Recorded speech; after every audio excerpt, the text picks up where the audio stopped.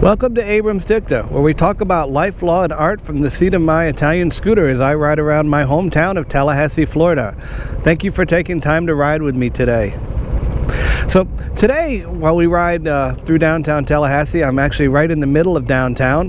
But I want to talk to you about something legally that you may not be aware of, but has great impact on your life, much more than you would think. And that is binding consumer arbitration. And what binding consumer arbitration is it usually arises through a contract that you've signed. Most credit card agreements have binding arbitration agreements, cell phone agreements. Almost any time you buy a car anymore, in the fine print of those contracts is an arbitration agreement. And that arbitration agreement waives your right to go to court. You know, those courthouses and judges, whose salaries you pay with your tax dollars, you're not allowed to use those because of binding consumer arbitration.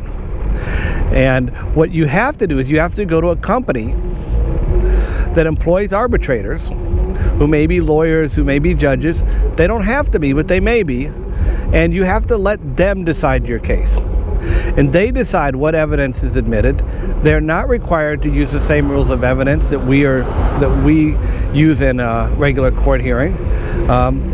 There is really no record of the proceeding, so there's almost no basis to appeal. And it's not done in the public record, right? There's no court record of it. It's all done kind of behind closed doors.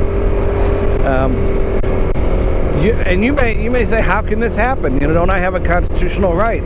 Well, no. The courts, the U.S. Congress passed what's called the Federal Arbitration Act, which historically courts would not enforce these agreements. But now that this law was passed by Congress, and also the state of Florida passed its own state version of the law.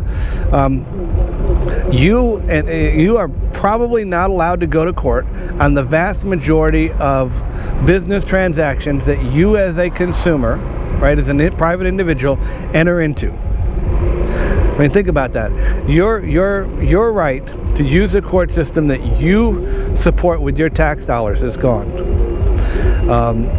And that has gone up to the U.S. Supreme Court in several different cases, and the Supreme Court has said that yes, those agreements are binding, and the courts don't have jurisdiction.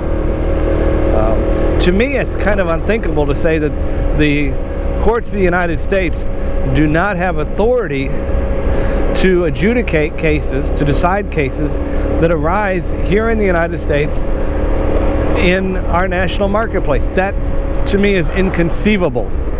But that is what the law is, and I think it's really important that you as a consumer and you as a citizen are aware of this, and that you speak to your legislator about this and tell them to give you back your rights. All right? You shouldn't have to pay your tax dollars support courts that you can't use and that you can't have access to. That doesn't make any sense to me. I mean, we're really rapidly approaching a situation where the only time an individual is going to be able to get into our court system is when you're getting a divorce or when they're criminally prosecuting you, because the civil cases are being shoved out the door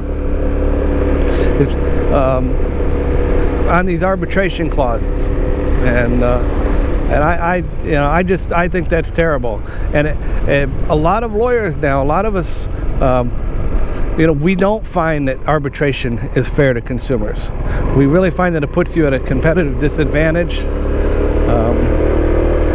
We don't have rights to do discovery like we would in a normal case. And so, I can't prepare the same way that I would if I were doing a regular court case.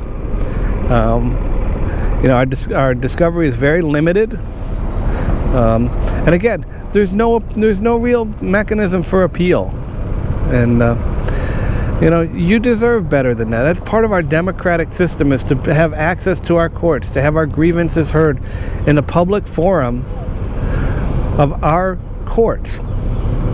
So, anyhow, I hope you'll take interest to this, and I hope you'll let your voice be heard on this, and you'll research it. The Consumer Financial Protection Bureau is trying to pass a rule right now that would make these prohibit these provisions inside consumer financial agreements. Again, that still won't help if you're buying a car or you're doing a cell phone or any of that kind of stuff. So it's really this is really a critical issue.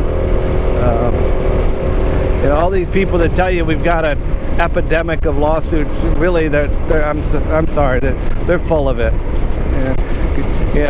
Any one of you guys that wants to see what's going on in our court system can go online and just query the Clerk of Court webpage. It'll give you a list of all the upcoming hearings and the cases that have been filed, and you're going to find that the vast majority of cases that are filed in our courts, the civil cases, are debt collection lawsuits of some sort.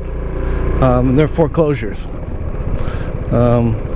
All this idea that we have all these tort lawsuits and all this kind of stuff, that's nonsense. We're not flooding our courts with that stuff. That's not why our courts are not able to function. Our courts aren't able to function because we're not funding them right, and we're not adequately funding them, and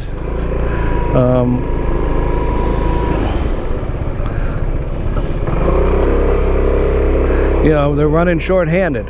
So anyhow, thank you guys for riding with me today. I apologize if I got up on my high horse a little too much, but I really do care about this topic, and I hope you do too. And I hope you'll let me know what you think about this.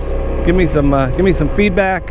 I love your comments when you comment, or you give me a head, one of those thumbs up things on YouTube. I think those are great. Or if you hate it, give me a thumbs down. Heck, but please subscribe to the YouTube videos and to the blog. Take care.